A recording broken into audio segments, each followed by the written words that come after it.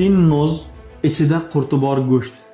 Faqat go'shtdan yuqadigan qoramol tasmasimon chuvalchangi, ya'ni xalq tilida bichitsepin degan parazit aynan finnoz go'sht orqali yuqadi. Bu nima degani?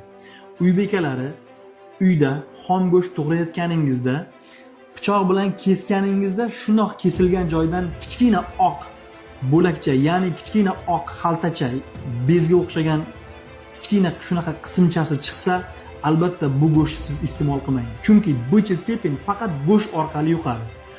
Bu go'shtni yemasdan siz o'zingizga o'sha qoramol tasmasimon chuvalchangini yuqtirishni oldini olasiz va ancha muncha xarajatlardan qutulib qolgan bo'lasiz.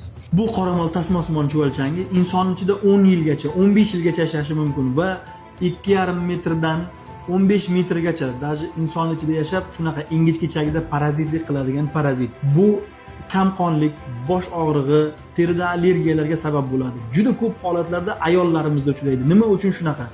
Chunki ayollarimiz xom go'shtni to'g'raydi, xomligida ta'mini ko'radi. Bu aslo mumkin emas. Agar siz go'sht to'g'raganingizda shunaqa kichkina oq xolchalar, finnachalarni ko'rib qolsangiz, albatta buni iste'moldan olib tashlang. Bu go'sht siz uchun iste'molga yaroqli emas.